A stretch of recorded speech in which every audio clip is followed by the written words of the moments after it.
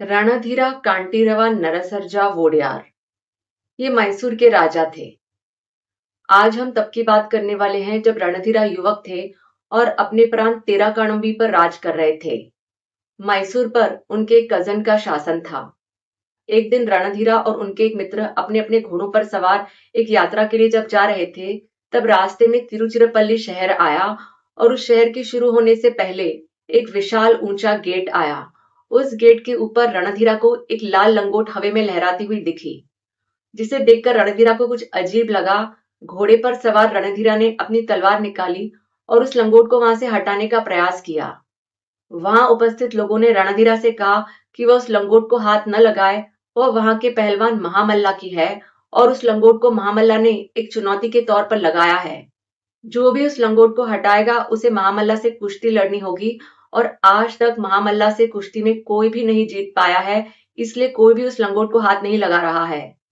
रणधीरा ने उनकी बात नहीं सुनी, उस लंगोट को हटा दिया। जब रणधीरा और उनके मित्र कुछ आगे पहुंचे, तब राजा के दरबार से कुछ सैनिक आए, उन्हें रोका और राजा के दरबार में लेकर गए। और वहां पर राजा ने घोषणा की कि रणधीरा को महामल्ला से कुश्ती लड़नी होगी। अब वहां के लोगों में उत्साह आ गया था कि एक अजनबी ने महामल्ला की लंगोट को हटाया है, उसकी चुनौती को स्वीकार किया है। और निर्धारित दिन पर सभी लोग एक स्टेडियम में आ गए। राजा ने भी अपना स्थान ले लिया। कुश्ती शुरू हो गई। कुश्ती के कुछ राउंड्स के बाद महामल्ला ने वहां के रेफरी से कहा कि वे अगले राउंड में वज्र मुष्टि, जो एक प्रकार की कुश्ती होती है, वो कुश्ती लड़ना चाहते हैं। स्टेडियम से एक आदमी खड़ा हुआ और हल्के से रणधीरा से कहा कि वह सतर्क रहे, यहाँ पर महामल्ला छल करता है। रणधीरा ने पास के खड़े हुए एक सेवक के हाथ से उसका भाला लिया और उसे हल्के से महामल्ला के सर पर रखा। महामल्ला ढेर हो गया। वहां पर हड़बड़ी मच गई। उस हड़बड़ी में रणधीरा वहां से निकल गया। राजा बहुत क्रोधित हुआ और अपने सैनिकों को रणधीरा को जाकर पकड़ने का आदेश दिया। वे सैनिक वहां से निकले, लेकिन देर हो चुकी थी। रणधीरा और उनके मित्र वहां से निकल गए। लेकिन जब वे सैनिक उस शहर के बाहर तक पहुंचे, वहां की दीवार पर कुछ लिखा हुआ था। वहां पर लिखा हुआ था कि जिस व्यक्ति ने उस घमंडी महामल्ला को हराया है, वह मैसूर का एक साधारण पहलवान है। अब रणधीरा अपने प्रांत तेराकाणंबी में आ गए।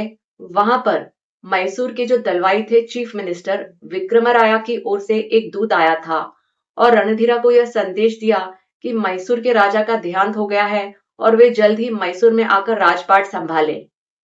कुछ समय के बाद मैसूर की राजमाता की ओर से भी एक दूत उनसे मिलने आया और उन्हें संदेशा दिया कि मैसूर में कुछ ठीक नहीं है और वे जल्द से जल्द मैसूर आ जाएं। रणधीरा मैसूर के लिए निकल गए। सबसे पहले उनका स्वागत दलवाई विक्रमराया ने किया। मैसूर के लोगों के मन में रणधीरा को लेकर बहुत उत्साह था, क्योंकि उन्हें पता चला था कि हाल ही में उन्होंने तिरुचिरापल्ली के एक पहलवान को कुश्ती में हराया था। दलवाई विक्रमराया रणधीरा को महल में लेकर गए, उन्हें हाउस अरेस्ट में रखा।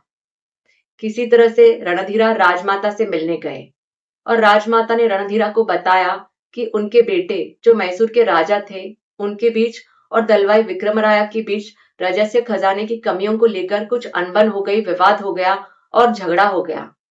एक दिन जब उनका पुत्र मैसूर का राजा दिन के काम के बाद थककर अपने कक्ष में विश्राम करने के लिए आया, तब उसकी तबीयत ठीक नहीं दिख रही थी और राजमाता ने रजस्य वैद्य बोमरासा को बुलाया। बोमरासा ने उनके बेटे मैसूर के राजा को एक घुट्टी पिलाई, जिसे पीकर उनका बेटा मर गया। अधिक पूछने पर बोमरासा ने बताया कि उसने यह सब विक्रमराया के कहने पर किया है।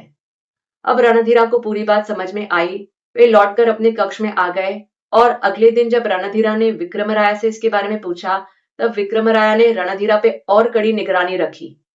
और फिर अगले दिन जब सुबह का व्यायाम करने के लिए रणधीरा वहां के अखाड़े में आए, तब विक्रमराया अपने साथ दो पहलवान रंगा और चन्ना को लेकर आए।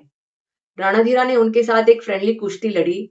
उन्हें दिख रहा था कि रणधीरा उनसे अधिक शक्तिशाली है और रणधीरा ने उनसे कहा कि उन्हें उनकी शक्ति का, उनकी ताकत का सही उपयोग करना चाहिए। वैसे तो विक्रमराया ने रंगा और चन्ना को रणधीरा को मारने के लिए लाया था, लेकिन शायद रणधीरा के अच्छे स्वभाव को देखकर उन दोनों का हृदय परिवर्तित हो गया। रणधीरा को एक कमरे में पूरी तरह से लॉक कर दिया गया। एक दिन आधी रात को रणधीरा ने अपने कमरे की खिड़की की सलाखों को मोड़ा और उस खिड़की के बाहर आ गए और दीवार पर लटकती हुई एक बेल को पकड़कर उस दीवार से वे नीचे आ गए, राजमहल के बाहर आ गए और दलवाई विक्रमराया के कक्ष की ओर गए। वहां पर रंगा और चन्ना पहले से ही आए हुए थे और विक्रमराया वहां पर आ गए। उन तीनों ने विक्रमराया को पकड़ लिया, उसे कारागार में बंद कर दिया। अगले दिन प्रांत के लोगों के सामने रणधीरा ने राजमाता की बताई हुई बातों को रखा और प्रांत के लोगों का कहना था कि रणधीरा को उनका राजा बनना चाहिए और रणधीरा का राज अभिषेक करा दिया गया। अब रणधीरा नए नए राजा बने थे और पास के बीजापुर सल्तनत के रणदुल्ला खान ने रणधीरा पर उनके प्रांत पर आक्रमण किया, लेकिन रणधीरा और उनके लोगों ने उन्हें हरा दिया।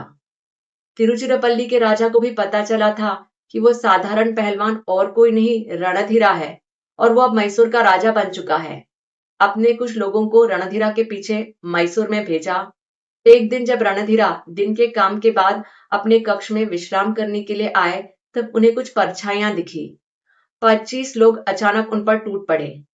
उनके कमरे की आवाजों को सुनकर उनके सैनिक वहां पर दौड़ते हुए आए। उनके कमरे के दरवाजे को जब उन्होंने खोला, तब उन्होंने देखा कि 25 लोग वहां पर ढेर पड़े हुए थे और रणधीरा एक चट्टान की तरह खड़े थे। रणधीरा के प्रांत के लोग उन्हें नरसिम्हा का अवतार मानते थे। रणधीरा ने अपने प्रांत को बचाते हुए बढ़ाते हुए शासन किया। यह थी मैसूर के राजा रणधीरा के जीवन के बारे में कुछ बातें। यदि आप और जानते हैं तो कमेंट बॉक्स में लिख के बता सकते हैं।